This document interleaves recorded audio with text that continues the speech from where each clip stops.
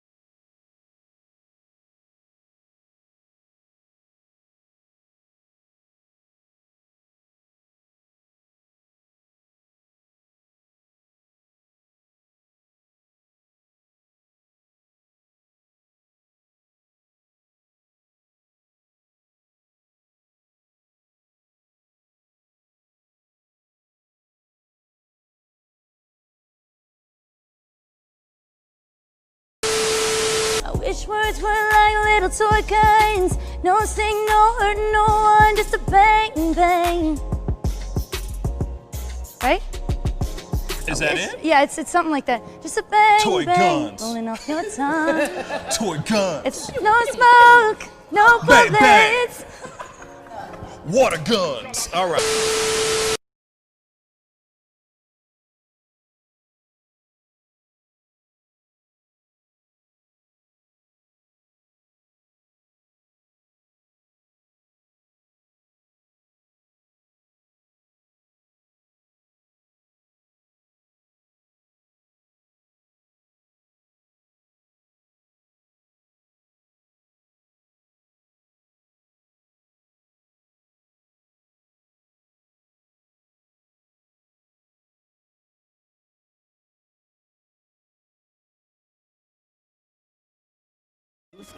Good evening, everybody, and welcome to the Pascal Show.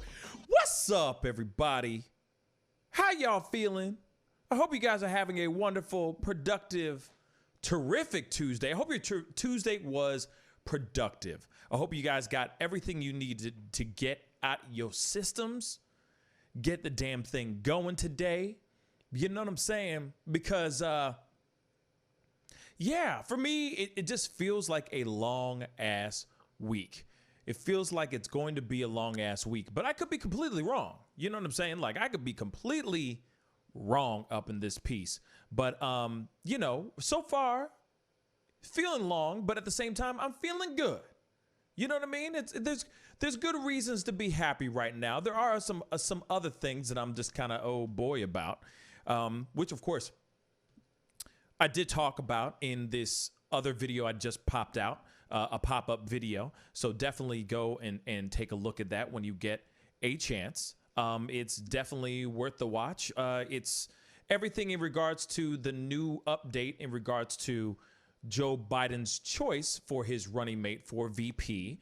And yeah, you know, I put in a little bit, you know, I put a tiny bit of my own 2 cents into this piece. You know, I had to keep it real and keep it honest. You know, and the thing is unfortunately we are just in that time where, you know, things are weird. Things are really weird right now. Yeah, I'm just gonna leave it at that. Be sure to check out that video if you get a chance, because it's definitely something to watch. It's definitely something to check out. It's you know, it's my own 2 cents. It's just my own 2 cents, but at the same time, take a look at it. Go through it at your own leisure, and I'd love to hear your opinions. Excuse me. I would love to hear your opinions on it because it is definitely definitely some interesting stuff. I mean, Joe Biden has officially, has selected Kamala Harris as his VP, and if you don't know already what I've been saying, I have been saying, please no, oh, please no. I've been saying that for a solid week now. So, it's quite an interesting thing, man. I mean, we gotta, we're gonna, here it is. There's a lot of opportunities for her to step out and be a badass, right? So I'm waiting to see those moments. I'm waiting for those moments to happen. You know what I'm saying? That's just my own personal opinion. It's just something I need to, I want to talk about, or that's something I want to wait and sit back and actually see, I think that, just to be straight funky, I'm a little upset about it, but at the same time, actually, the thing is, it's like I'm not devastated about it, but there's an opportunity for her to make a better impression, and I think that it's more than just a better impression for me, but a better impression for Black voters. Better impression for everybody. There's a lot of people that feel some type of way about her. But at the same time, this is who Joe Biden picked. So all we can do is sit back and wait to see what they do. And hopefully she shows a better face, and even during the debates, even during the primaries, she did, she was solid. And I say all this in the video as well. I mean, she was pretty solid. She was pretty damn solid. And no person on that stage that was out there in the debates is perfect. But at the same time, she just still makes me feel some type of way. So we'll see what happens as time goes on. You know what I'm saying? We're just gonna have to wait. Excuse me. We're just gonna have to wait, sit back, wait and see. You know what I'm saying? Yeah. But be sure to check out that video. It's already out there.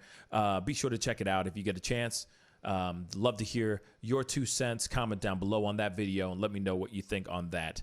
What it is what it is. I mean, the truth is out there. The facts are out there. The Biden has made his choice.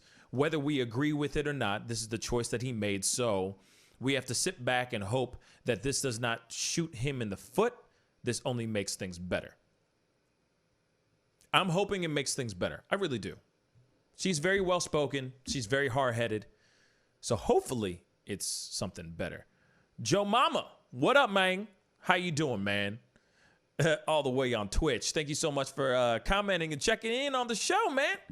We're going to be jumping in here on some conversations here because on some topics. Now, one thing that I said I was going to be doing a pop-up video on actually ended up being the thing that I'm doing on the show today or tonight, because that whole announcement with Joe Biden and Kamala Harris made me stop in my tracks and jump on that really quick and pump out that video. So hopefully you guys are understanding of that, but I had to kind of turn everything around. And I was like, you know what? Instead of me just going and running out and going crazy, trying to do everything I can to put out 2 videos before 7 o'clock, I said, you know what? I'm just going to sit on this topic and we're going to watch and see this particular situation with our own 2 eyes together as a posse. And I hope you guys are cool with that. Another thing also, there was something else that I found extremely funny. Extremely funny. And I figured I just wanted to share it with y'all because I figured it's something we should all see together. Remember last night I was talking to you guys about Cardi B and Megan Thee Stallion's WAP or WAP or whatever, WAP. If you don't know what that stands for, well, you know what? Before I tell you what it stands for, if you don't know what it stands for, I'm just going to do you all a favor. Ben Shapiro does it so beautifully. Let's check it out, shall we?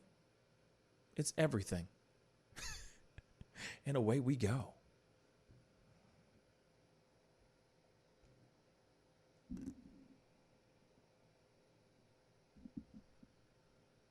Here are some of the lyrics. You ready? Whores in this house. There's some whores in this house. There's some whores in this house.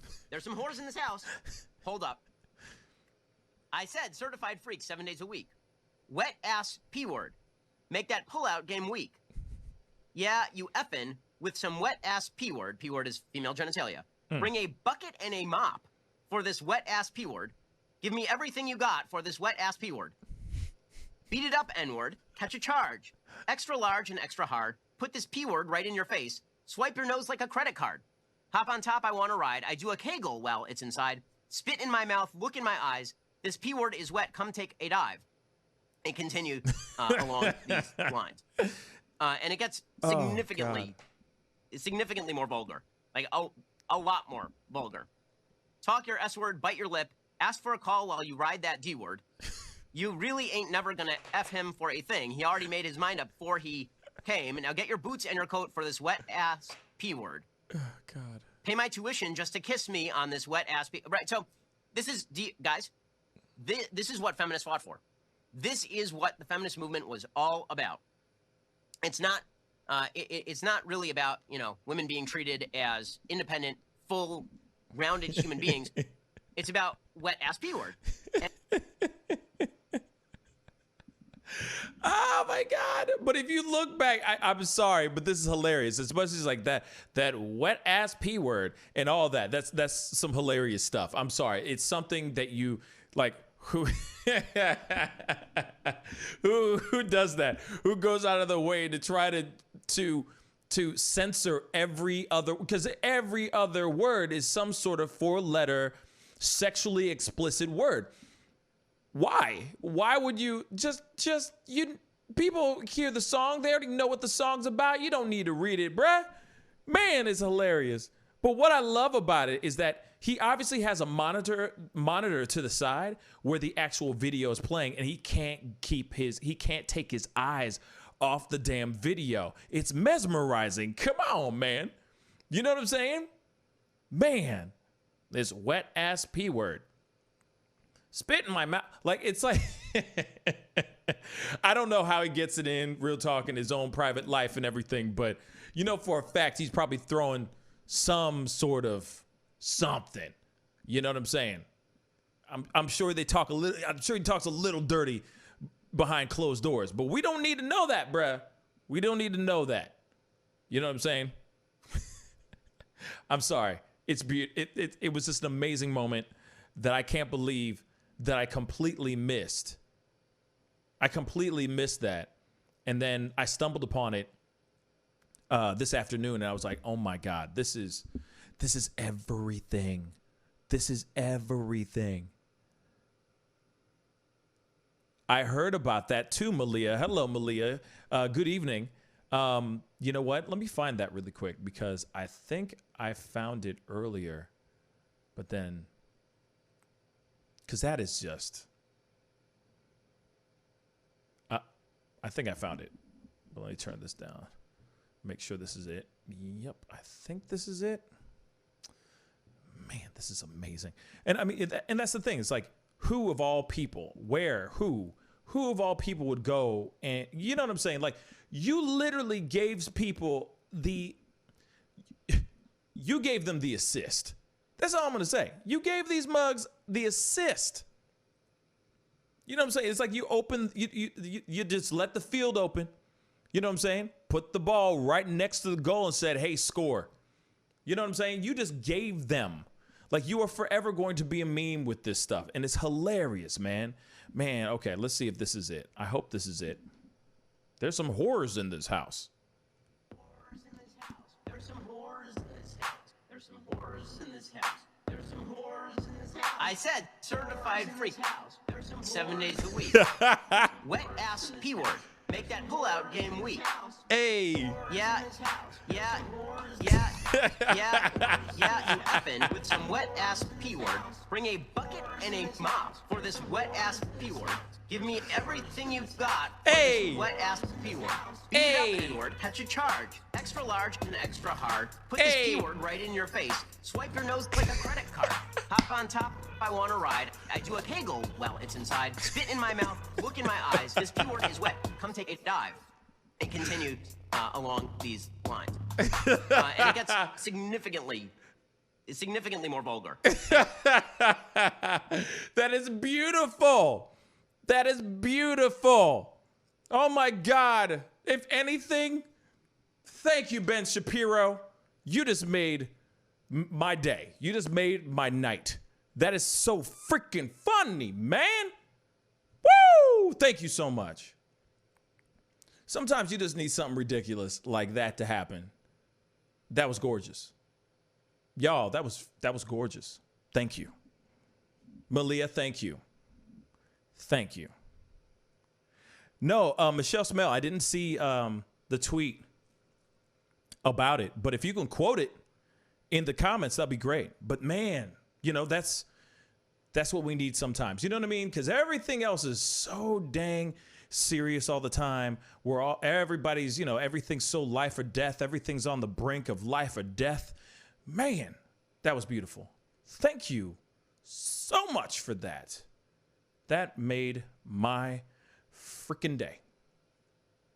Because especially what we're about to step into is a lot more grim and a lot more serious. So I'm really, really happy that we were able to just kind of see something like that, chop it up, laugh, just have a good laugh for once. So I understand that he's probably, maybe he's super offended that they turned it into his own remix, or people are maybe dragging him through the internet, you know, as far as Twitter and everything. Maybe people are really going in on him. I don't know, but he did us a service. You know, he took an L for the world, for us all to laugh for a second.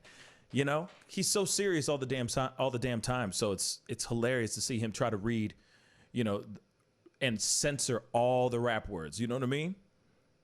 Man, Alex, AJ, thank you, man. I mean, seriously, so damn funny. So damn funny. You know what I mean? Thank you. That's all I got to say. Thank you. Thank you, Ben Shapiro. That's what we needed. Anyway,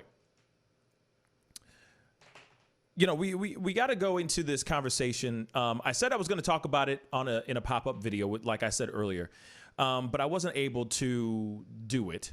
I wasn't able to talk about it, so we are going to talk about it here because it is something that we do need to talk about, you know. But before I jump into it, hello, everyone. Good evening, everyone. Michael D, what's up? T. Doogie, what's up? James, good evening. Michelle, good evening. Malia, good evening. Tanovane, good evening. Ducky Momo, good evening. June 12th, good evening. Good evening to everyone who's in here. Enemy Nation, good evening. I think I got everybody. Joe Mama on Twitch, good evening. Jacqueline, good evening. I hope you guys are all having a wonderful evening and enjoying your time.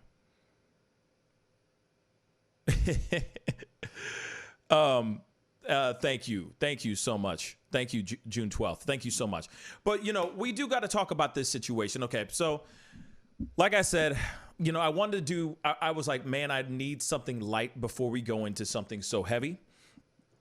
And I'm very thankful. Oh, well, before I jump into it, Michelle, I forget what it was exactly, but he basically said that his wife's doctor said that they might be suffering from a medical condition and need a checkup. Oh my God.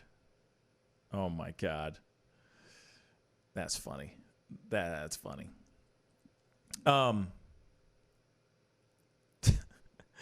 Ben Shapiro, thank you for everything. That I needed that laugh today. You know what I'm saying? After seeing this video and after seeing this stuff that I'm about to talk about and what we're talking about, I was like, I need something light before we jump into something heavy. But we got to jump into this heaviness because, you know, I only have a little bit of time. You know, it's only 1 hour show, so we got to jump right into it. Jump right into it. You know, Tano Vane, to answer your question really quick, no, I really don't. I really didn't have anybody in particular. You know, I thought, you know, after hearing about Susan Rice, you know, I thought maybe Stacey Abrams was a good possibility. You know, I was looking at Lance Bottom. You know, I was looking at all these other people that I thought were other like good possibilities. I just felt like Kamala Harris was just not a good choice, in my personal opinion. Just in my personal opinion. I'm not, you know, but like I said, even in that last video that I popped up, so go check it out if you can. My last pop-up video about his announcement about having Kamala Harris as his running mate, I literally was going, you know what? I'm going to step back. I still feel what I feel, but I'm going to leave room I'm just going to leave room for improvement. You know, she might grow on me. She might not. So right now I still got my, you know, I still got my arms folded and just kind of, you know, yeah, let me see what you got still. So, you know, it's only been a few hours, so I'm still waiting to see what's true and what's not.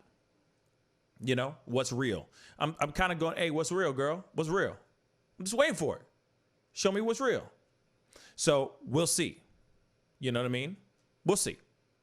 So moving back on, I keep on trying to get to here. And don't get me wrong, the questions are great. I appreciate the questions, but we got to jump into this. And I know Enemy Nation's like, I love Biden's VP pick. I know. I bet you do. For multiple reasons, because it leads to disaster, in my personal opinion. I don't think it's a very strong point. You know, and Michael D., female and African-American, that's about it. See, and that's the thing. She covers those. She checks those boxes, but she doesn't. I don't know if she is someone that is there for the black community. So I'm still waiting for that, man. I'm still waiting for that. I don't think she really is there for the black community. So I'm waiting to see what she's got planned specifically for the black community and also for black women. That's what I'd like to see too. But we'll see. We'll see. Holy God. We'll see. I mean, like I said, I'm waiting for her to be not only strong in her ideas and thoughts, but maybe she's willing to change her ways. Also being able to speak up on the moments that she has done in the past, like the choices she's made that are not strong choices, that only made it seem like she wasn't for the black community. I'm interested to see what she has to say. But I want, now that she's running VP, maybe we'll be able to hear her out. And maybe she is able to change her ways. I don't know.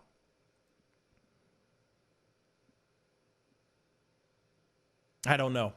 You know? Jacqueline, yeah, I think she's a wrong choice too. But all I can say is he made that choice. Like he made his bed, he gonna lie in it. So all I can sit here and do is just, you know, fingers hardly, like very crossed, and pray for a damn miracle. That's all I can do. That's all we can do now.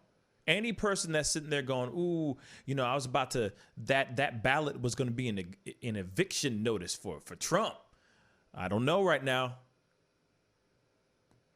Like I said in the other video, Kamala got a lot of explaining to do. She got a lot of explaining to do. You know what I mean? The Debate Me channel, yo, what's up? Thank you so much for coming in and checking out the show, man. Thank you. So anyway,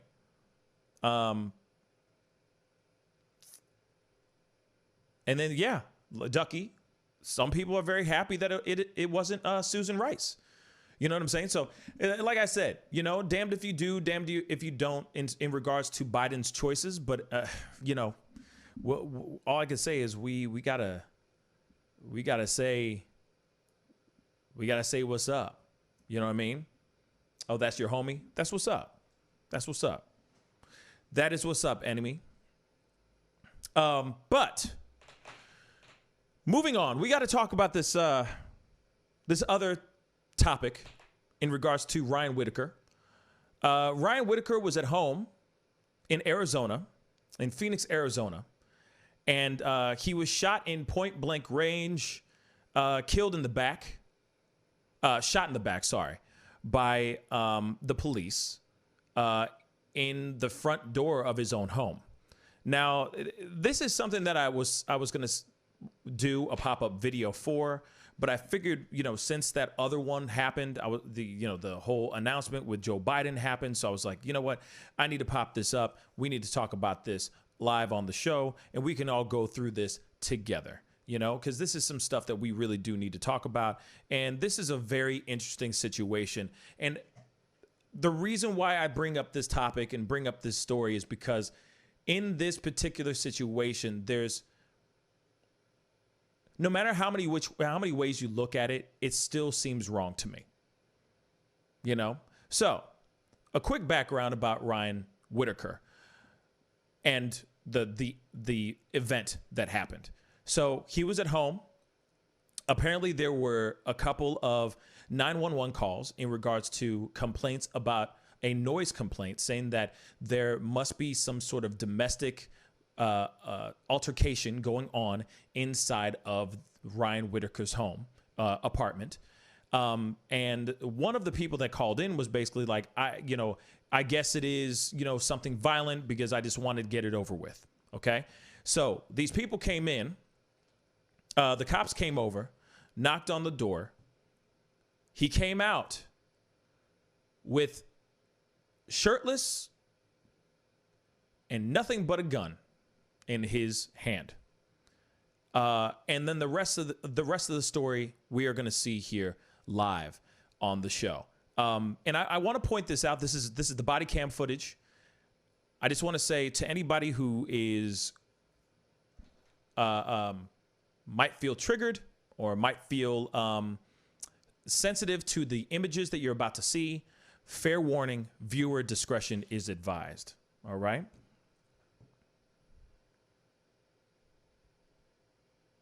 Now, this is very, very quick.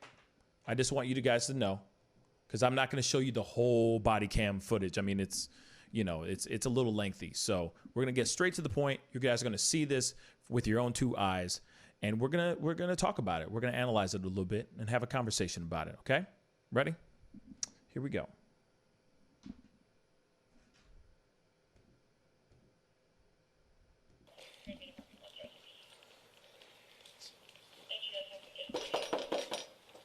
Phoenix Police.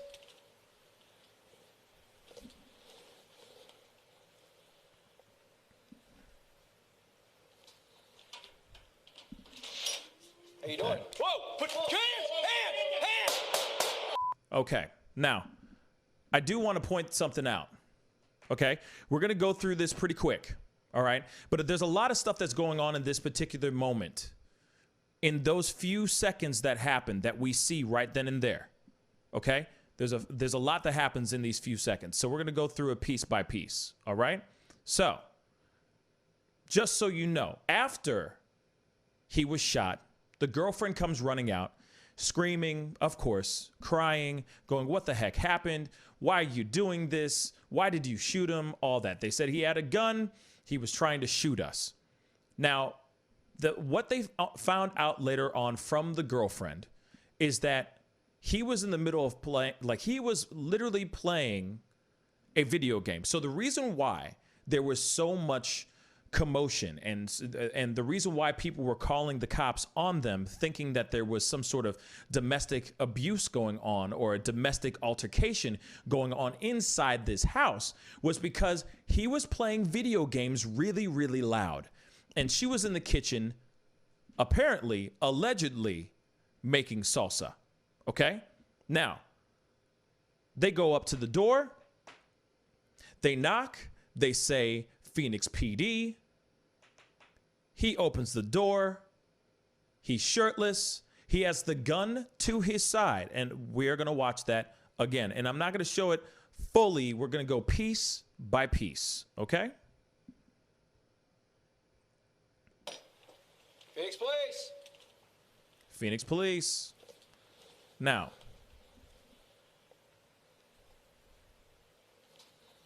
he opens the door. How you doing? I want you to see something. Notice that his gun is to his side. I'm going to continue a little bit more. Here we go. Whoa. Now, he puts it behind his back. If you see what I'm talking about, he puts it right behind his back. Okay?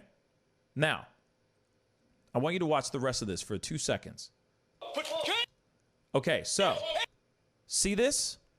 Right there. As you can see, he is sitting there, throwing his hand up, basically saying, yo, okay, I do have a gun. Hold up. I'm putting it down. Don't you see him crouching down here? Let's continue here. He's all the way down to the ground, by the way. He is crouching on the ground right now while he's putting the gun down on the ground. Where in this moment does it look like he's trying to hurt somebody? Let's continue. The cop over here, starts shooting at him in a downward motion, in a downward angle. He's not shooting him straight on. He's shooting him on the ground. Okay? Because this guy was literally putting his gun down to the ground. He put his arm up. He put his hand up like this, like, whoa, like basically saying, I got a gun. I'm putting it down. Bop, bop, bop. He gets shot. Okay? Then he goes down. Now, here's the thing. They went on to ask them, like, hey, the girlfriend, why did he come out with a gun in his hand? And she basically said something along the lines of, and of course, I'm not quoting her precisely, but she just basically said, well, it's somebody banging on your door, out of nowhere. He was just doing that to protect himself. Now, here's the thing. I'm not condoning him holding a gun. Ryan Whitaker should not have had a gun in his hand in the first place. But we don't know what kind of area they are living in Phoenix. It could be a bad area. It could be a very good area. We don't know. All I know is that is a very dimly lit area. They banged on the door and they backed all the way up. So when somebody bangs on a door and then you open up, like you look through the peephole, right? You're looking through the peephole and you don't see nobody. I don't know about you, but that makes me a little nervous. Once again, let me just say this. Does not mean he should be having a gun in his hand. But the gun was down. The gun was to his side. It was not like it was pointed at the cops at all. Then when the other cop that's in the POV of this body cam, he's like, get down. Get down, put the gun down. Hold on, we'll just play the audio real quick. How you doing? Whoa! Put hands! So then it's weird because both people at the same time, one person, he's saying, whoa. The cop in the POV that's in the point of view that we're watching right now is saying hands. So he's doing that. He's just putting his hand up and he's trying to put the gun down. So, do you think he deserved to get shot in the back? Do you think he deserved to get shot 3 times? In close range, by the way. Close range.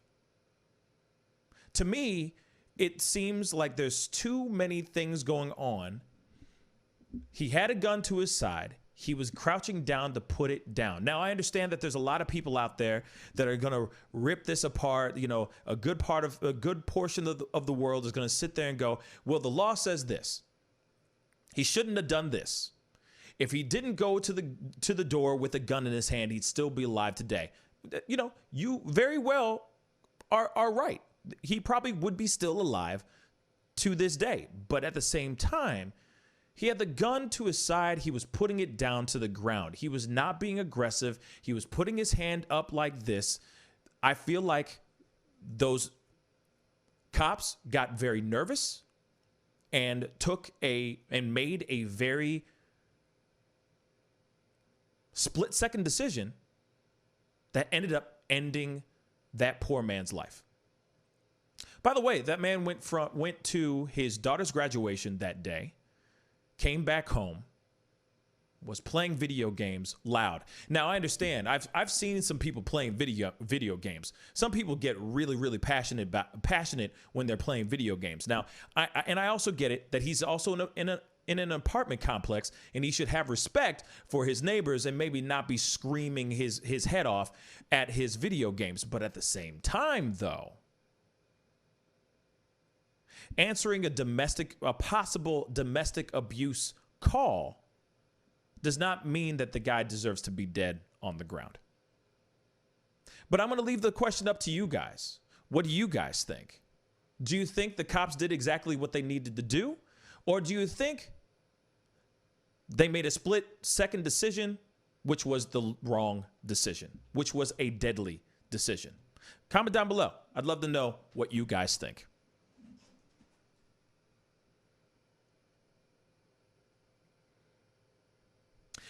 I also want to point this out too, because I know that, you know, we had a conversation about, race this morning.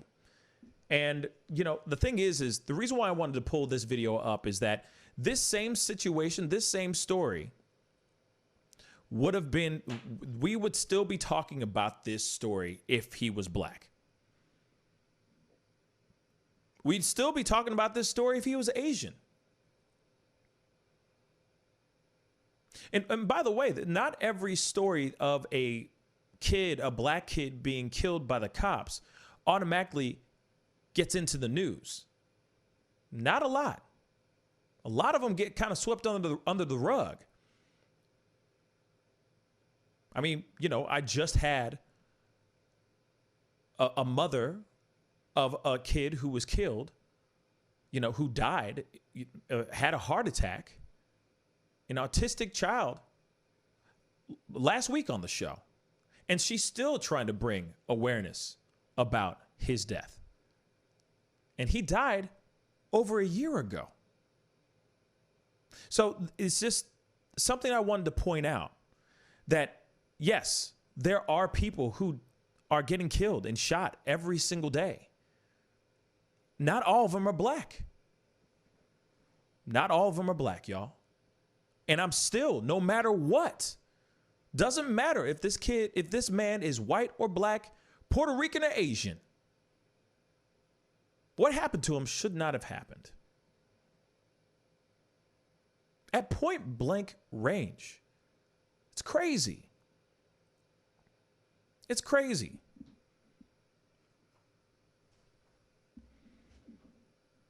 Now, let me see. Gator Country, what's up, man? Long time. You can't trust the system. To Doogie, yeah, both made the wrong decision. If it was domestic, then she might be lying. She might be lying about video games and salsa. That's a very good possibility too. Don't get me wrong. That could very well be the possibility too. They could have just been having a screaming match in their home. Doesn't mean that he was putting his hands on her. Because if he was putting his hands on her, they would have shown something. They would have said that she had bruises on her, you name it. You know what I'm saying? They would have said something. There would have been proof of said thing, right? At least that's what I think. You put your hands on somebody, especially, that's a big dude. And from my understanding, the girlfriend's pretty small. Let's check her out for a second. This is not great because she's crying. So just a dead giveaway, obviously. But here it is. This is the girlfriend talking. He's okay. I can't. If I stay here, can you please go make sure he's okay? I want to do that. I want to do that for you. You can contain me right here. Sweet, I want to do that for you. Now, here's the thing. Do you see any bruises on her? Do you see anything on her? I don't see anything on her. Anything is possible. Of course. They could have been in a straight up argument, screaming at each other like crazy, but that doesn't mean that he was putting his hands on her. They may have had a really passionate fight about something really, really stupid, but that doesn't mean that he's putting his hands on her. You know? Now, I understand that possibility. That is a good possibility, but we don't see anything on her. And if this was a domestic violent event that was going on in the home, I'm sure, you know, she would have been all screwed up by now. Something on her wrists, on her forearms, something. You know what I'm saying? So why would she say, "Oh yeah, he was playing video games and I was making salsa"? You know, she would have most likely said, "Yeah, he was hurting me." If he's dead, if he had died, what does she have to hide? What does she have to hide? Jacqueline. But to Doogie, I see what you're saying. I mean, it is a good possibility that they were probably having a really heavy fight, but I don't think there was any violence involved, if that's the case. You know? Let's see. Jacqueline. I think it was a split decision. It was a split-second decision. The second they saw the gun in his hand and panicked. Yeah, I think so too, Jacqueline. I think it was just one of those things where they saw it and then everything-ish hit the fan. Everything just went from 0 to 100 really, really quick.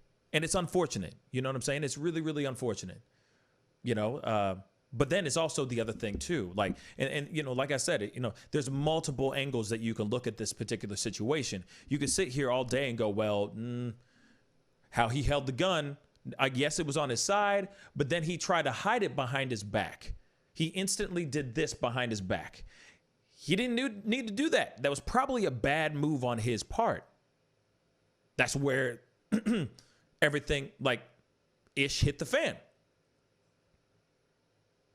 That's where I feel like the other cop might have thought that he was up to no good and said, bang, bang, bang.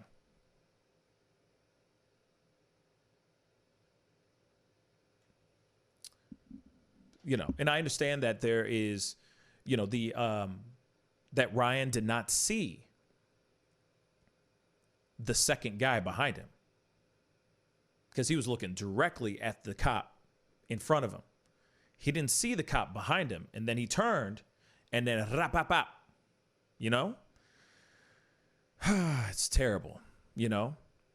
I can only think of one person here that thinks you only care of African Americans, about African Americans, especially with white co-host. I don't see you using race filter to decide your topics at all. Thank you so much, Michael D. I really appreciate you saying that. I really appreciate you saying that. Yeah, outrageous shoot, absolutely. Tommy, what's up? How you doing, my brother? What's good? What's good? Reza Ramon, what's good, man? How you doing, my brother? It can take a few days for bruises to show, so domestics can be hard to see in the situation. You know what? You're right, and that's a very good possibility as well. To Doogie, you know, like I said, I'm not fully taking out I'm not omitting the idea that there could have been some sort of domestic violence going on. I'm not omitting that, but at the same time, I don't know. There's just so much. There was just so much that was going on in that particular situation that could have been remedied a different way, you know? And you never know. Maybe that, like I said, we don't know the environment they were living in. If their living conditions was, you know, if crime is high in that area, I mean, if you see that where they live, the area is very dim, you know, like around the door and everything. It's kind of a dimly lit area. I mean, I don't know. Maybe they've had people break in before. You never know. The possibilities are endless, you know. And maybe he just didn't know, or maybe he got tired of somebody. Maybe the neighbors were always knocking on his door, giving him hell about the noise. Maybe that too. There's so many different possibilities. You know what I mean?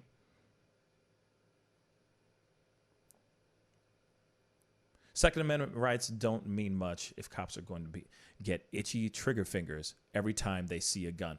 See, and that's true. You know, at the end of the day, you know, it's one of those things like, aren't they supposed to be able to assess or still say, okay, the guy has his gun down. It's not like he's out trying to pop off a few shots. You know, and he's like, you know, I ain't going back to jail. Pop, pop, pop. You know what I'm saying? This ain't no Scarface up in this piece. You know what I mean? You could see if he was to see like, okay, the gun is down. It's on the side. He's not brandishing the gun. Like he's not pointing it at anybody. He's not threatening anybody. And I feel like those are the things that need to be added into some sort of training. Instead of once they see a gun, oh crap. You know, like I said, everything goes from 0 to 200 really, really fast. Like what we talked about earlier this morning. There were no guns involved with those kids. Those were just kids with skateboards trying to fight off a crackhead homeless dude. You know what I'm saying? And yet they still had guns drawn on them. Like these guys were ready to just pop off as many rounds as they could into 3 young men. It's ridiculous. And I think there needs to be a time where we start to reassess things and look at things in a different angle. Now, I think that it has to do with training. It all comes down to the training as well. You know? You never know, though, too. You never know. These guys could have been the most trained. These guys could have been the most trained individuals in the freaking world. And then they just made a decision. Fast decision. Pow. And that's it. It's a damn shame. Shane on Facebook, what's up, man? Wow, long time. He says, this was surely a legal shoot. We can never expect officers to put their lives in the citizens' hands, but we must train police with citizens on how to interact with one another. The only person that knows Whitaker wasn't planning to surprise shoot is Whitaker. You know what, Shane? That's a very, very well written comment, and thank you for that. Because the thing is I do agree with that. You know, I understand that this could very well be a legal shoot for sure. For sure. I can see that. It's just very unfortunate how this man went, how this man left this planet. And I feel like it was on a situation of a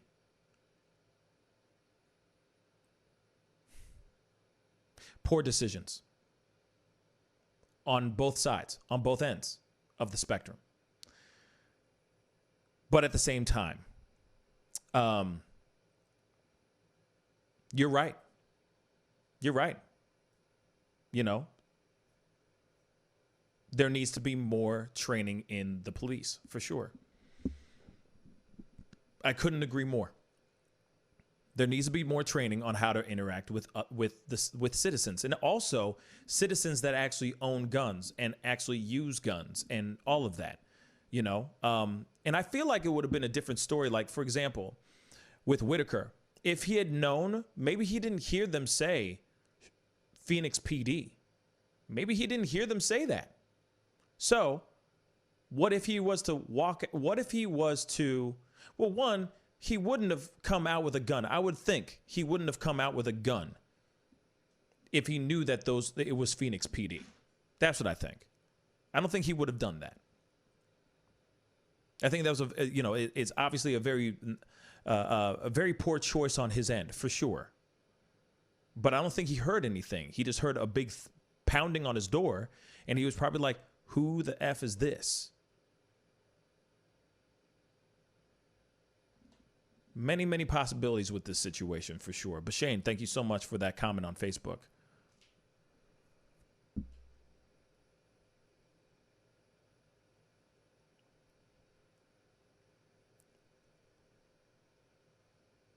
Let's see.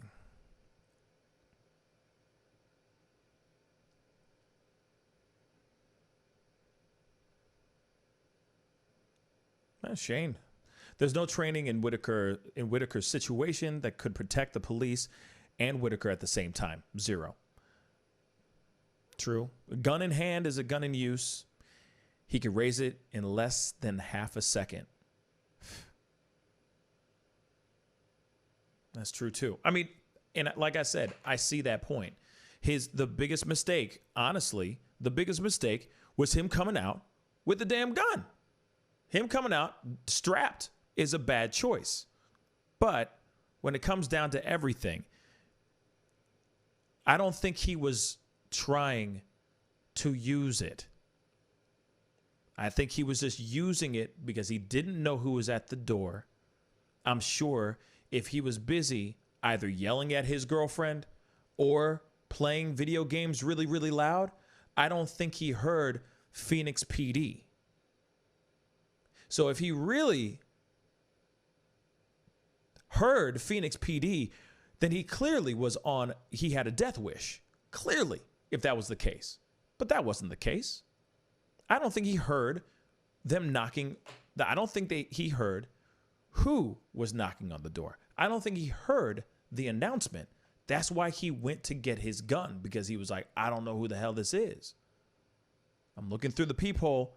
Ain't nobody there. Man, we ain't about to get ambushed up in this piece. Let me go get my piece. You know? Exactly, Tanovane. You know, he either didn't hear them or thought they were people faking. And that's obviously, yep, that's a true fact as well. You know, that's a true fact as well. Michelle Smell. Even when people do everything right, they still get shot sometimes. Why do we have to be better behaved than the cops we pay to protect and serve? And that's a very good question, Michelle. And and like this video, like me doing this piece was not to bash police or bash Ryan Whitaker. I just wanted to show that with this particular situation, there's a lot of questionable things that happened in the hairline of a second, in a fraction of a second. You know what I mean? And it's interesting when people make what choices people make in that split decision, in that split second. You know, sit back and see what's going on or pull the trigger. And I feel, and I'm not trying to knock police officers at all, but I feel like a lot of times we see the latter. It's not wait, assess the situation. We see shoot first, ask questions later, if they're still alive. And I'd love to see it where there's less that. And then maybe that's all comes down to training. Shane, I agree 100%. I do not believe he was trying to use it. Police understand that the first 2 minutes on a domestic is when they are overwhelmingly shot by the abuser.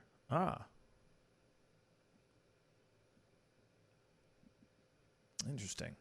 That's interesting, Shane. That's interesting news too. Now, here's the thing. I'm going to open up the phones for like the next 10 minutes or so. So give me a call if you want to have a conversation about this and all that. Give me a call at 314-766-4581.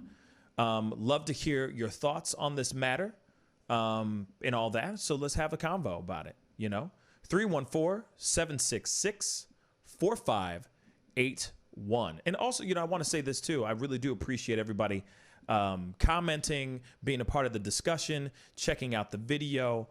So if you're enjoying the conversation, please be sure to hit that like button down below this feed right now. I would really appreciate it. And for all y'all that are new to the show, new to this page, hit that subscribe button. And of course, I do this show. I do a morning show as well, 9 a.m. Monday through Friday. So be sure to come in and be a part of the show and be a part of the posse in the morning as well. We talk about a lot of stuff, a lot of breaking news stuff, a lot of trending news. And also we talk about things like this story here. And this is something I've been wanting to talk about for a couple weeks now. And I just keep forgetting about this story, but it was something that I just felt compelled to do it. I felt compelled to talk about this, and I think it's something that we all need to talk about. And also, I wanted to point out that this is not a race-related matter. This is just a guy walking out of his house, out of his apartment with a gun, and just and the bad choices that were made that night in that particular event. Alex Jones, no one in their mind would answer your door to cops with a piece in your hand. Absolutely, Alex, man. Like, it's like, who's crazy enough? Who's that crazy? No one's that crazy, unless you on meth, unless you on that yayo, unless you on that cocaine, you know what I'm saying? Unless you're extremely drunk and have a death wish. But other than that, seemed like he was just playing video games, shirtless, having a good time with his girlfriend making salsa in the kitchen. Allegedly. Michael D. Why include details that were nowhere near the cop's mind when he pulled the trigger? I seriously doubt he was running statistics through his thick skull to rationalize his act.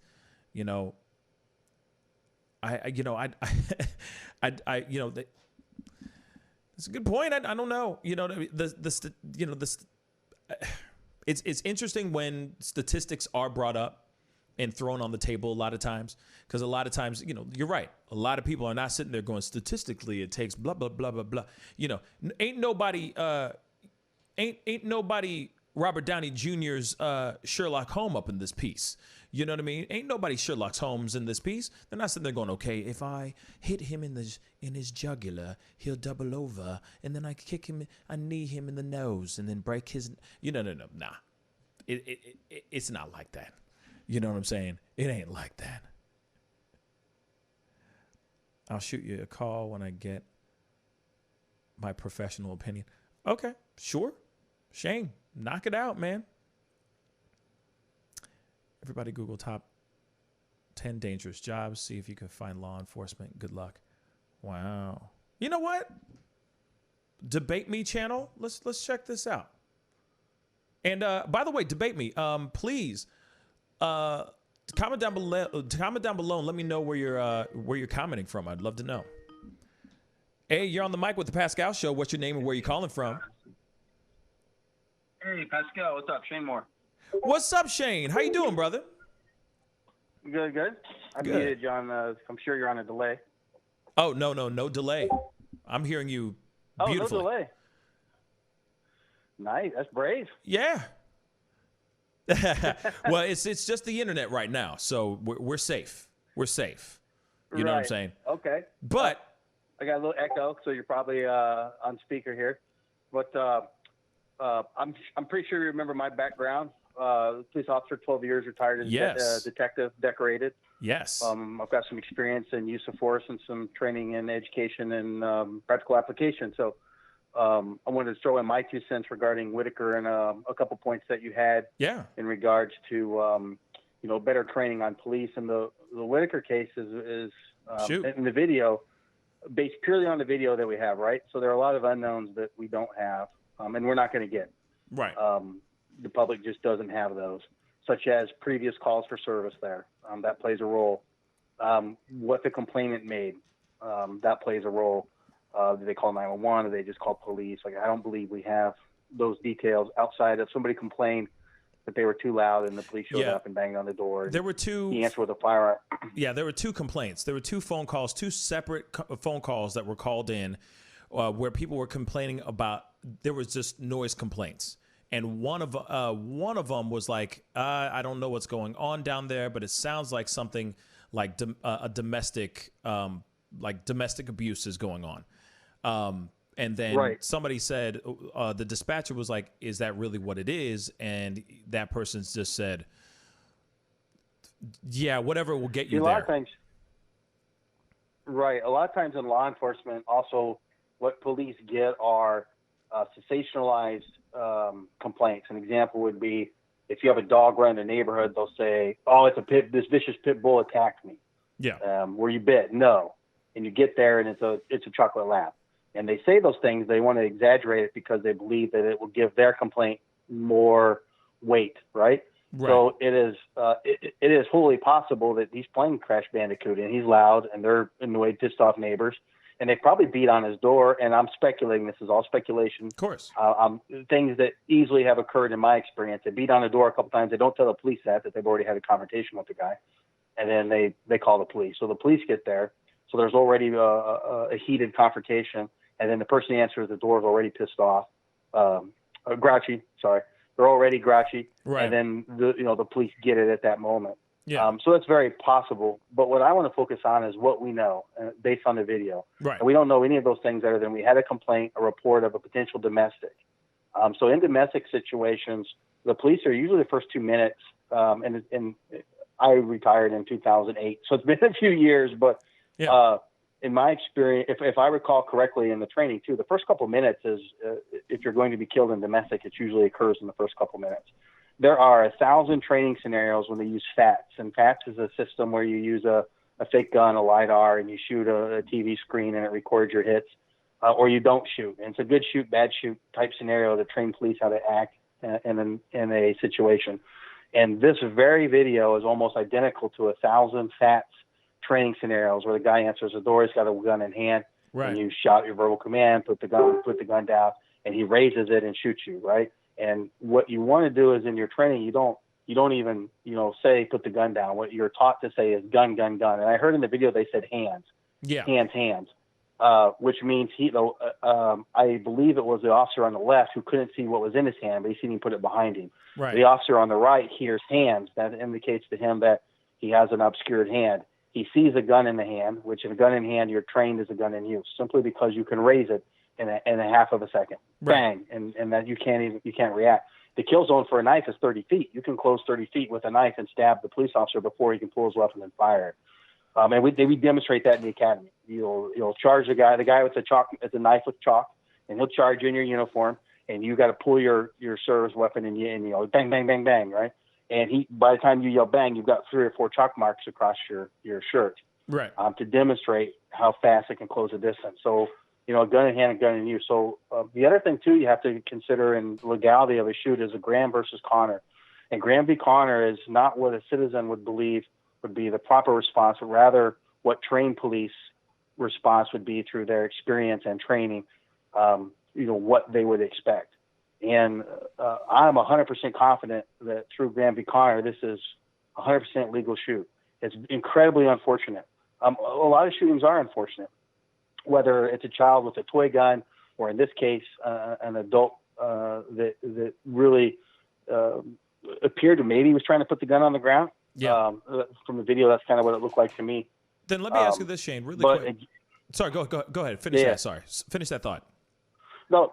So there are training scenarios, though, where they act like they're going to put the gun down and then they pull and they shoot you. And in the academy, and you do role playing in the academy. You don't just use FATS. You do role playing, and they'll have actors come in and they'll set up scenarios. And one of the scenarios I recall specifically was a report of a person with a woman with a gun, and you respond to the park, and they're trying to get you to feel disarmed because it's a woman, and the actor was an older woman. She was in her 50s, and your man was reported of a person with a gun. Like, oh no, I just got my this or that. I don't remember what excuse she says in her bag, and she sets her bag on the ground, and if you wait, she pulls a gun out of the bag and shoots you. So what I did is I moved behind her, and she goes to pull the gun out of her bag, and I can see her. I shove her forward, so she has to catch herself. She can't pull the gun, and I pull my service weapon and use lethal force to incapacitate her.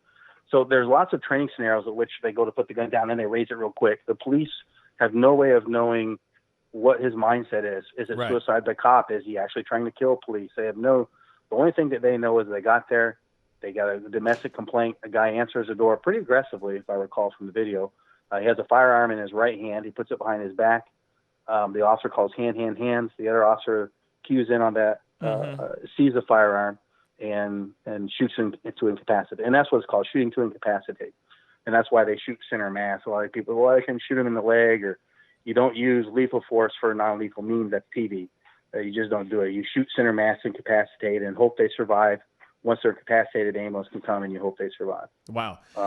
So then, okay. So here's the thing. The thing is like I get that this. The guy walks up. Guy opens the door. He's obviously.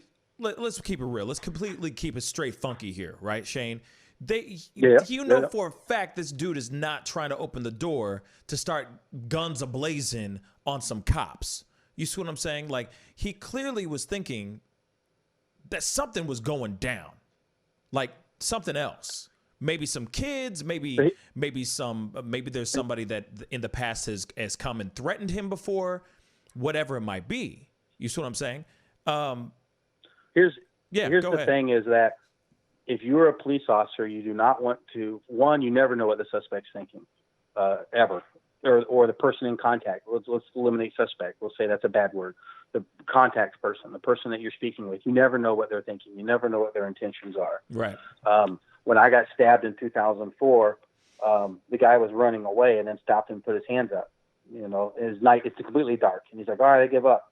And then stab me. So you never know what they're thinking, right? You never know. You think you know what they're thinking, but you can't go on that. It's called tombstone hands. It's a phrase they use in policing, meaning you always know what's in their hands, and if it's in their hands, it's in their use. I don't disagree with you 100%. I agree with your characterization of what his intent. I believe, as I outlined in the beginning, probably he's already had a confrontation with the neighbor, and maybe they even threatened him, and he's sick of it. He's going to answer the door, and he's got his firearm ready. Or maybe they say, "I'm going to beat your brains with a baseball bat. You don't knock it off," and then he gets a beat on his door. And there's a million number of reasons that we could justify, what was going on, and then, but ultimately, here's what we have: you have two police officers that knock on the door. They shout Phoenix Police pretty loudly. Say it loudly. It was clear to us. It is possible if he's playing Crash Bandicoot pretty loud or whatever video game that, maybe he didn't hear police. All that is plausible. Yeah. The thing is that you have, and it's a tragedy. In no time am I saying this isn't a tragedy. No, at all. Of course not. Period. I don't get that vibe from you at all.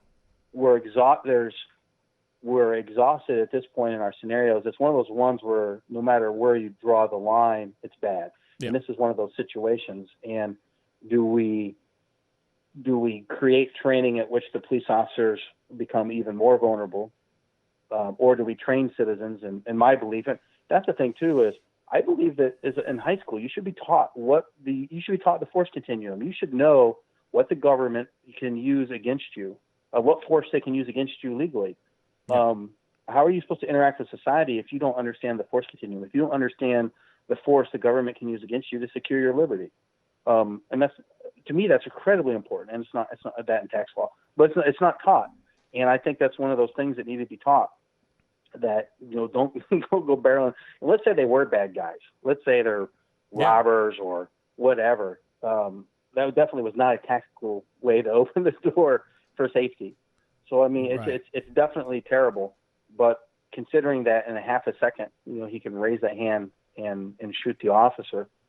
In our current, not only in our current training, but in the current safety, in decades and decades of policing with firearms, that's a definite challenge that we have there. How do you determine it? I'm also incredibly pro Second Amendment, so you should have a right to have a firearm. But I believe had he answered the door and his weapon was holstered, none of this occurs. But then at the same time, without doubt. But at the same time, here it is though. He didn't have a holster.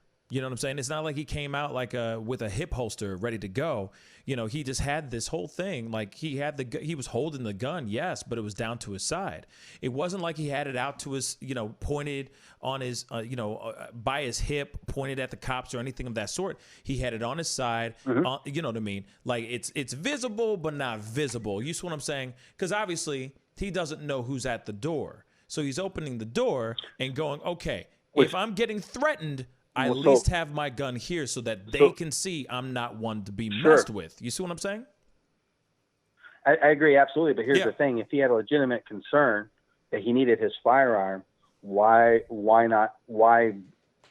push directly out through the door, right? Why not take more tactically? If he really legitimately believed he needed his firearm, then to use that as an argument for his actions, then why push directly out to the door aggressively?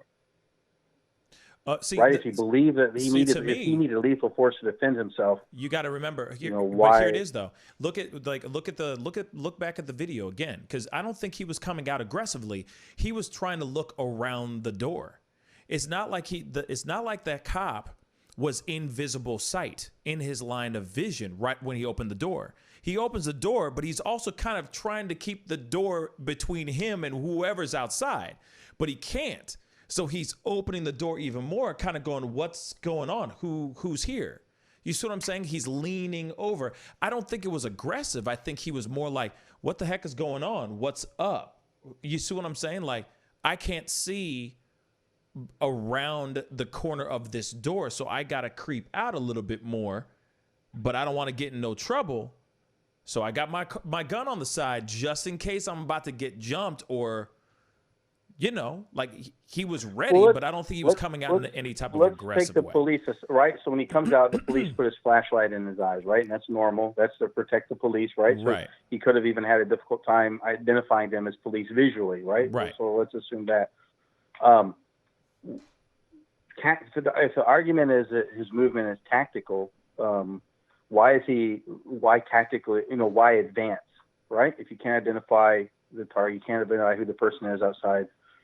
I'm not trying to red herring it. I'm just saying that the argument that, his movements were not aggressive, simply because he didn't know, or they were tactfully, he was trying to be protective. And again, I'm not saying that he wasn't. I'm just saying that this is one of those things that in my belief that, should be talked about. If you come to my home and beat on my door, I may answer it with a firearm, no doubt, but I'm not gonna push out aggressively and leave concealment and cover. Okay. And obviously, I have training and regular citizens don't, and that brings us to this entire tragedy here. But let's flip the script, and we don't know what it is, right? So let's say it is what the call came in. He is a domestic abuser, and the police get there, and since the call, he shot his girlfriend, and he answers the door, and he's got his firearm in his hand, and he's like, he sees he's at a disadvantage, so he's going to try to do the trick thing, and he's going to put it down and lift and raise and fire. Now we have a shot police officer on top of it. Totally understandable, but you also got a guy who's going down. He's creeping down, and he's putting his hands up as he's trying to drop his gun to the ground. Like he's crouching down to drop his gun while he's like, whoa, whoa, whoa, whoa. Because he's obviously saying, I'm not here to try to shoot anybody. Hold on, I don't want to die. Whoa, whoa, whoa. He's saying, whoa, whoa, whoa. You see what I'm saying? And he's crouching down. It's not like he runs back into the house. Sure. And I'm not disagreeing at all. I'm not disagreeing at all. The issue in legality is there are a lot of situations at which they do that and then shoot the police. There's 1,000 training videos on it. There's 1,000 situations on it. And I'm not trying to use that populism. Every case is unique, right? This is a very unique case, no doubt. Yes. But when you have a weapon in hand, you have a weapon in use. If the police don't fire their weapons, I believe you're 100% right. I think he puts the gun down and everything is fine. But I also know that the only person that knows that things would have been fine are Mr. Whitaker. He's the only person that knows what his intentions were. And when you're policing your community, you can't go off what you think that their intentions are, especially with a weapon in hand. A weapon in hand is a weapon in use. Now, if it's a baseball bat and he's 30, 40, 50 feet away, obviously you're not quite in danger yet, right? And that falls into your assault and battery laws. You have ability to carry out the threat, right? So you have an act of furtherance, knowledge and intent, and ability to carry out the threat. And with the firearm, he's it's in his hand. He has the ability to carry it out, and a gun in hand is a gun in use.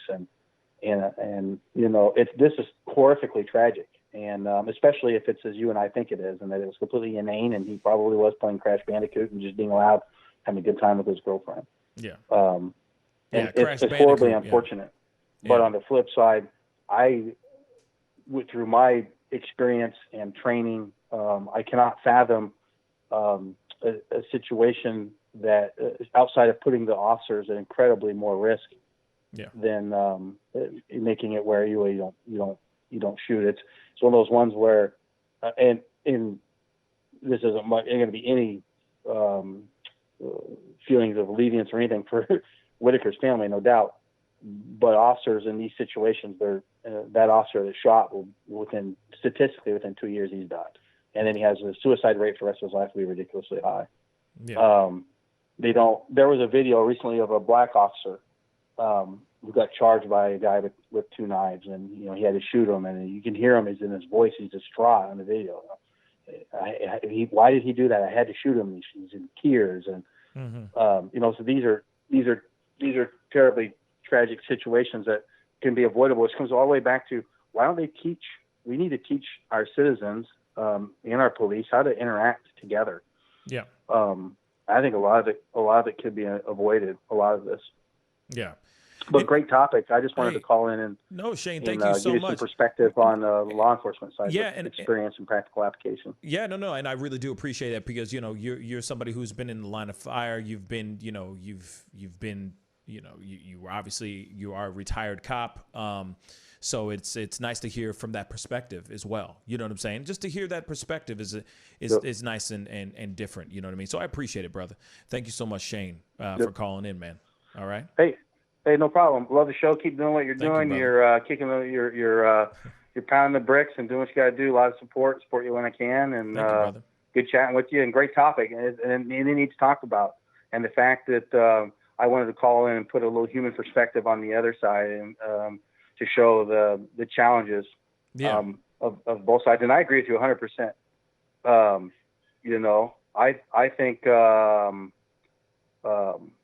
I think it's terrible, and I think your characterization of his actions were probably accurate.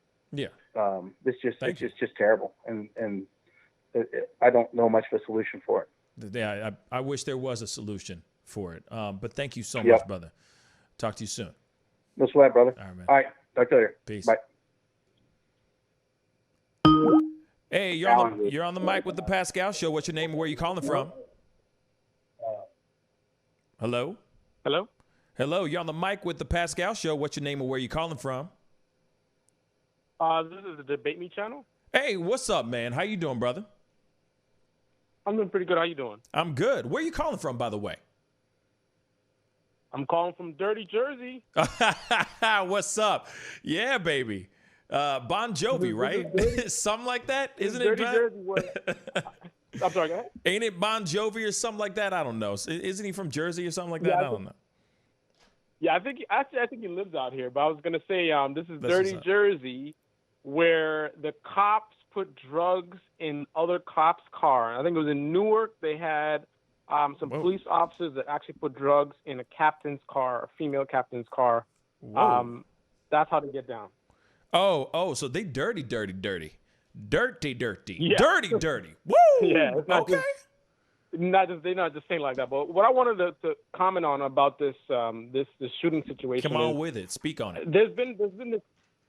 Hello? Yeah, I'm here. Speak on it, brother. There's been this common perception of how dangerous it is to be a police officer. That's what I was mentioning in the comment section. And I used to fall into that narrative as well. But the reality is that's actually not the case. Like I was telling you to look up top 10 most dangerous jobs. Right. And you could check list after list, and you're going to see logging workers, fishermen, aircraft pilots, roofers. Nobody's trying to kill a cop. Now, obviously, sometimes cops do get killed, but in general, even gangsters are not trying to kill cops, right? Because gangsters didn't know who the real gangsters are. Because, you know, you go shoot a cop, they'll bring the whole department down on you, and they have legal protections to where they can hunt you down. You and your friends will start busting people, whatever. You don't want that kind of heat. Mm-hmm. You know what I mean? You'll kill somebody else over drugs, whatever, or you have a beef, or he messed with your sister. But when it comes to a cop, even the gangsters know better because they don't want that kind of heat. So when I started looking into this some time ago, I discovered this whole top 10 thing where I'm like, wow, they don't even rank up in that list. Then I discovered most police officers never even pull their weapons their entire career. Like something that we're being told is so dangerous. How you go your entire career and never even have to pull your gun out? Word. Of course, that goes against another narrative, which is people who talk about, you know, police shootings and how they're just killing us out there in the streets. And a lot of that, I mean, it does happen, but I think media sort of warps our perception of what's really happening. Now, beyond that, in terms of with this particular incident, again, going with that narrative of how police jobs are so dangerous. Now, don't get me wrong. If you're a police officer and you work in a high risk area, like you working in some kind of ghetto with lots of shooting and drugs, now that's an exception. You know what I mean? Word. I mean, the criminals still don't really want to kill a cop because, again, they still have the heat. But when you're dealing in that kind of area where people are just desperate and you got all kinds of stuff going on, that's different. But majority of the cops are not, you know, serving in those kind of areas. But my thing is, being a police officer is not for everyone. I can tell you right now, I'm not the kind of person to be a police officer because even though I know the data and I know the reality of it, it's not as dangerous as people say, I'm still going to feel like a target.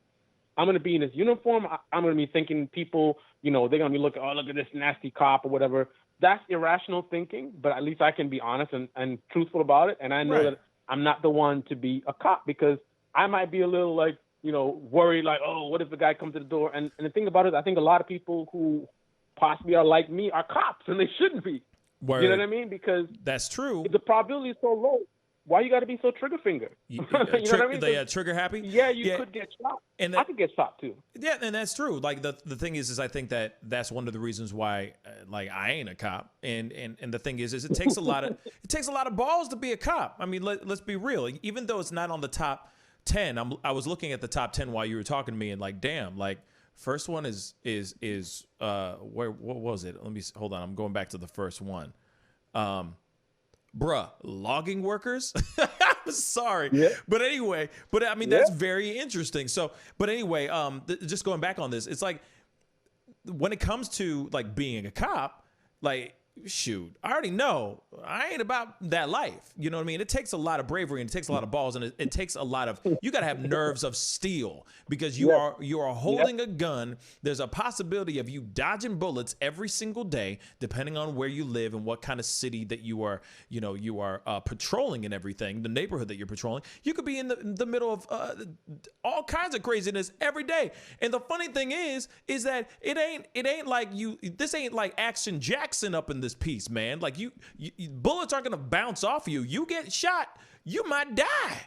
So it's like that whole reality is in there too. So I can understand that a lot of people, a lot of cops are like you and me that have that anxiety, that have that nervousness, that nervous energy that I feel like if somebody sneezed wrong, you're like, pop! Oh, snap. Oh, shit. Exactly. I just shot him in the leg. You know what I'm saying? Let me actually make a comment about that actual scenario relevant to what we're saying right now. Yeah, come on with it. So I agree with the previous guy. He was a retired police officer. Yeah. Was talking to you. Yeah, he had very good points. He had some really great points. Yeah, he was a retired cop. Yes, I agree, and I also agree with the threat that he mentioned. Those are legitimate points in terms of the 30 feet and what can happen and the time that it takes to draw. Now I'm a motorcyclist, so I understand about these kind of things, and I'll make the connection for you so you see what I'm talking about. Okay. On a motorcycle, we are taught in terms of braking to cover your brakes because when you're going at 70 miles per hour, 80 miles per hour, the time that it takes for your brain to recognize there's a hazard to decide on an action to take, oh, I need to slow down, to send the muscles to make your hands move and pull on that, whatever, you cover a tremendous amount of distance in that span of time at 70 miles per hour, 80 miles per hour. Yeah. Right? So we recognize that it may seem like it's a fraction of time, but a lot can happen. So the idea of, okay, yeah, he's on the ground and he has his gun, whatever, I do recognize that, yeah, he can whip that hand up real fast if he's got, the gun ready to go, one in the chamber, and he can be a serious threat to the police officer. The problem with that is, statistically speaking, like, what are the odds, and it depends on the neighborhood again, but what are the odds that you are dealing with someone who is looking to shoot cops? Because, again, nobody's trying to shoot the cops. I don't mean literally, Right. Of course, there's exception, but generally speaking, people aren't out there like, oh, cops. I mean, they may talk a big game, Yeah. but when the cops show up, people are like, I'm not trying to die. I know what's going to go down if I pull this trigger. Yeah. So with that in mind, yes, this guy was a definite threat, but statistically speaking, it's kind of like you got to weigh stuff out. I mean, I could walk out the door and the plane crash into the house.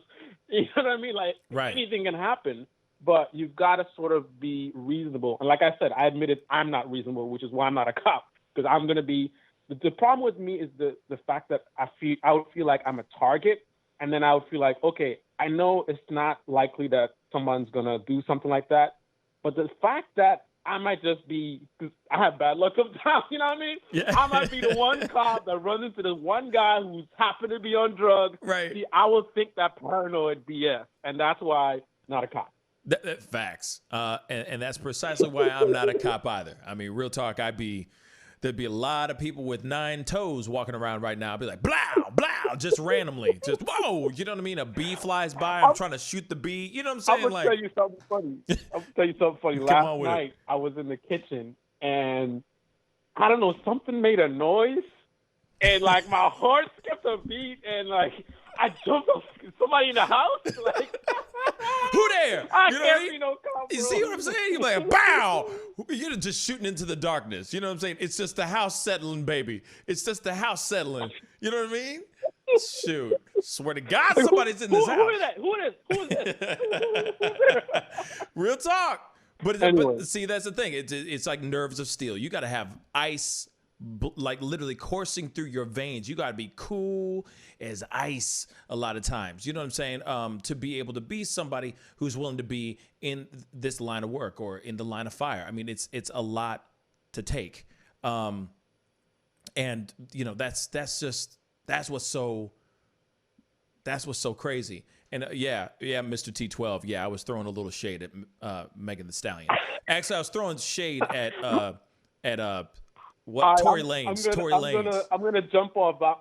I'll leave you with this final perspective in terms of there's a lot of different ways to look at a situation, right? So yeah, here's another potential way to look at things. And I'm not saying that the police are trying to do this. Yeah. But I'm just saying actions have consequences. You know, if you do, like, for example, if I'm in the bushes with a ski mask on at night and I don't have no weapon or nothing, I jump out at somebody, I mean, odds are I'm going to trigger a very aggressive response because they're going to feel like, oh, somebody's trying to rob me, right? Right. So with that being said, you're out of view down the hall. Right. The next guy is out of view down the hall. You bang on the door. Guy opens the door, and he doesn't see anybody. You know what I'm saying? So yeah. It's almost like if I wanted to set a guy up, and again, I'm not in any way applying that that's what they're trying to do. Mm. I'm really just talking about the consequences of your actions, right? So if I actually wanted to set him up, that's kind of what I would do in terms of I want to get a way to kill him and get away and say, oh, you had a gun. Yeah. That's kind of what I would want to do because the idea of in nighttime banging on the door and then you open the door and then just like, remember I mentioned in my kitchen I hear a noise? Yeah. And then you turn to the left and somebody's like in the cut, right like there. hiding. Yeah. You know what I mean? Like that's a perfect scenario to be like, what the hell? And then you pull out your gun and you pull his gun out. Yeah, Again, man. I am not implying that that's what they did. I'm just talking about, you know, there's a action and a sort of a reaction type of scenario. So true. Maybe some of these police tactics, they need to consider some of the stuff in terms of how might somebody perceive what I'm doing right now instead of just focusing only on officer safety. Facts. You have to be safe. We want you to get home to your family, but also consider some of these tactics in terms of how it would be perceived. Because you're knocking on somebody, that's where somebody lives. You're knocking on their door, and you have guns, and you're hiding around the corner. Come on, bro. And I understand. You know? And the other I mean, thing if is, it's a high-risk warrant thing or something like that, I mean, then I understand again, it. But depends on the scenario, but noise you got to complaint, consider these things. Anyway, that's just my 2 cents. And it's funny because it's like if it's a noise complaint or, you know what I'm saying, or it's a domestic, like a domestic abuse or like domestic altercation that's going on inside the apartment, doesn't mean that that guy is going to be going after you. It's just, yes, he might be aggressive, but he ain't going to try to hurt you. He's just, you knock on the door, he's probably going to be on his P's and Q's. He's going to be, yes, sir. How you doing, officer? Oh, I wasn't doing anything. We were just making salsa. You know what I'm saying? Like, you never know. So, you know, but I understand that the way that they approached the door is standard procedure as well.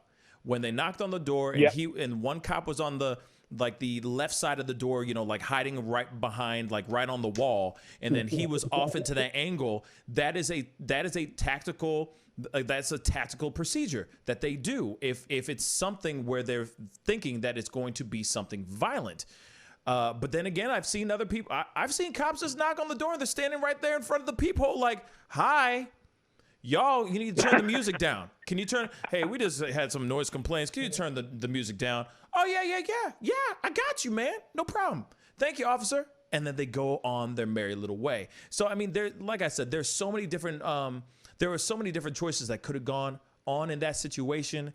Homeboy didn't need, you know, Ryan did not really need to pull up with the gun, but I understand in that situation, not knowing what's going on, God knows what's on the other side of that door. You know what I'm saying? And it's unfortunate that he went the way he went. You know what I mean?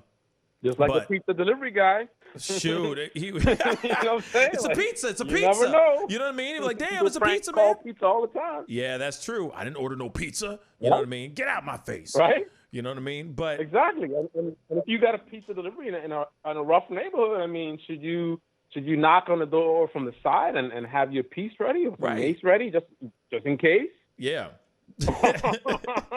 Man, it's only police have to worry about their lives. Right. I mean, woo, shoot. Let's be real. Yeah. Shoot. Right? There's so many different perspectives, man. So many. But yeah, debate me. Thank you so much for calling in. And if you haven't done it yet, please hit that subscribe button. Would love to have you on the show more often, and I'd love to check out your channel too. Because I understand that Enemy Nation is going to be on your channel to debate you here. Enemy Nation's been talking up a storm about how your channel's awesome. I need to be here. I need to come check it out. And I got to admit, man, when I came through, I was like, wow, this is nice.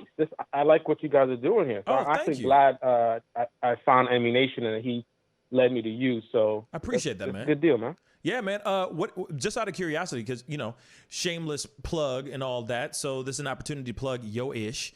When you're going to be debating Enemy Nation, apparently he's just said I'm going to be debating him on Skype tonight. What are you guys debating about, and what time are you guys debating? We're going to be talking about media bias, pretty much, because I've been aware that corporate media has been a little bit shady about how they do things, but I'm just now recently discovering it's a lot worse than I thought. So the short story is that I feel like most people in this country don't know what's going on because no matter what source you're getting your news from, it's not giving you the full perspective. So whether it's Fox News, CNN, some independent guy online, everyone's giving you half of the story. Yeah, so chunk. Everyone is accurately saying, you don't know what's going on because you're watching that fake news. But it's like everybody's watching fake news. It's like you have to be your own journalist and go out there and look for this stuff because no one's telling you everything. Word. So we wanted to talk about that.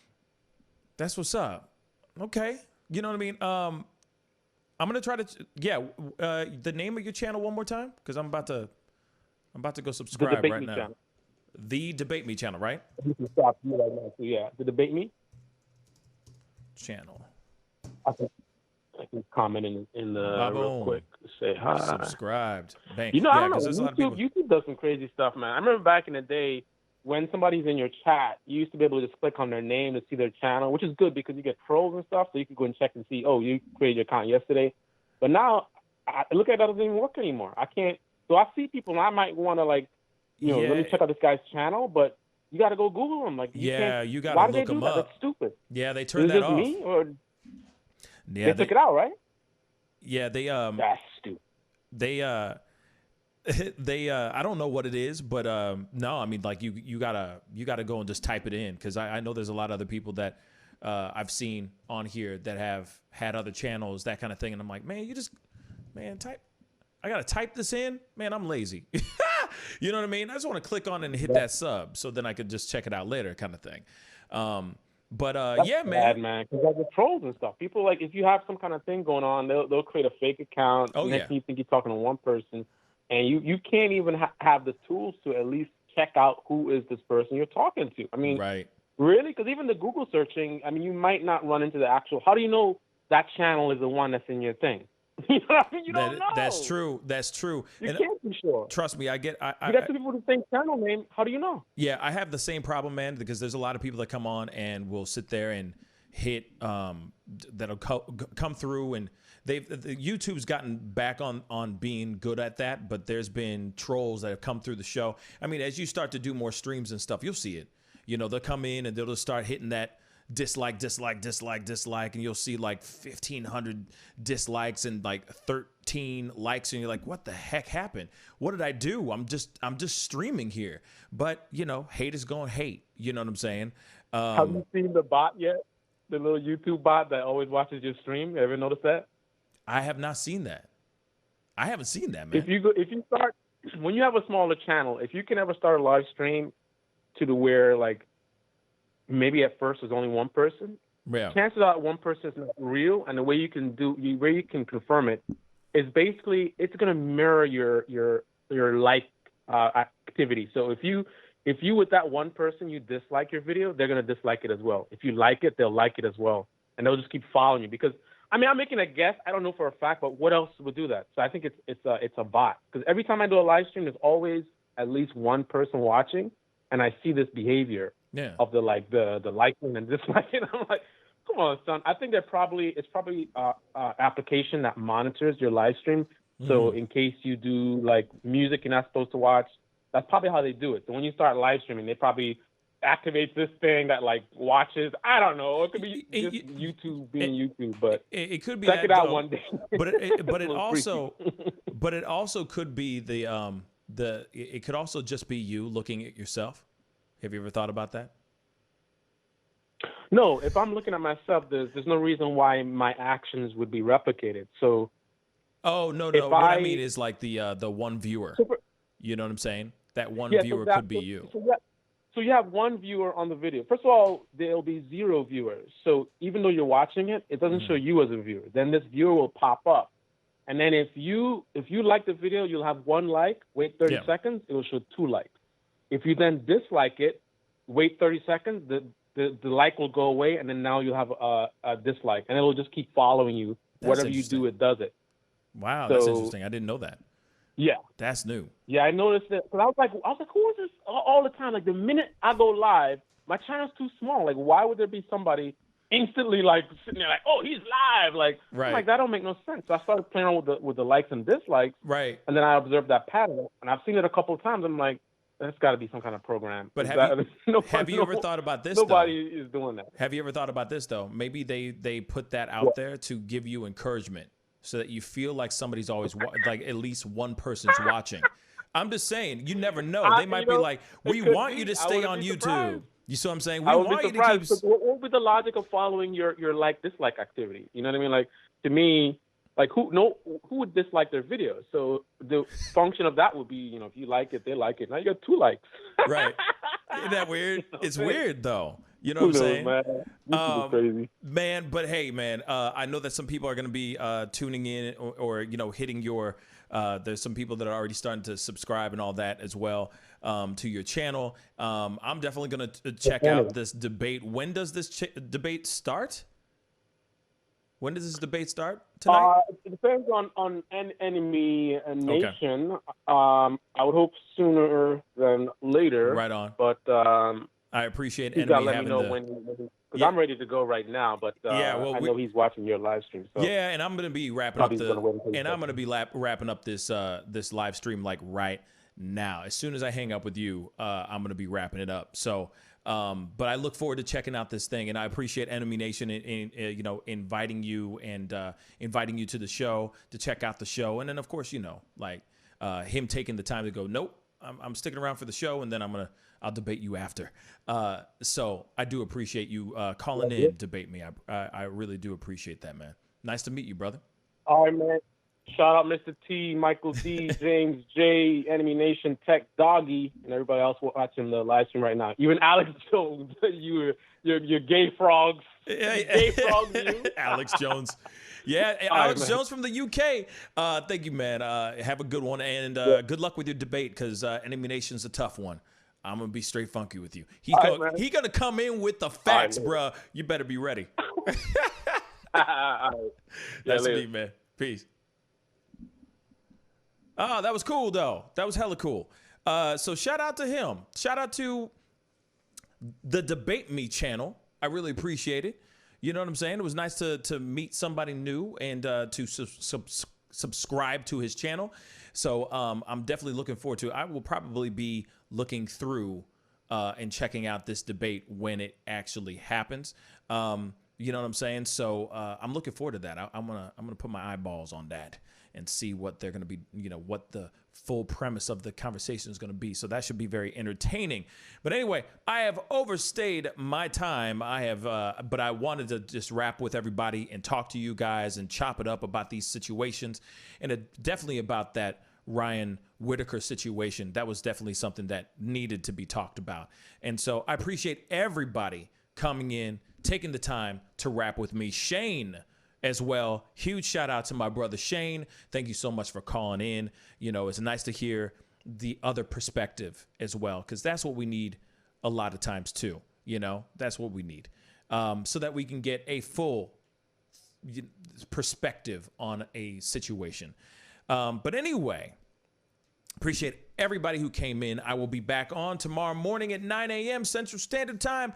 So be sure to get your butts onto the show tomorrow morning. We got a lot to talk about, as usual.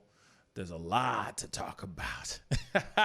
So be on the lookout for our show tomorrow morning. Be good to yourselves. Be good to one another. And I'll see you guys tomorrow morning at 9 a.m. Central Standard Time. This is The Pascal Show. Bye.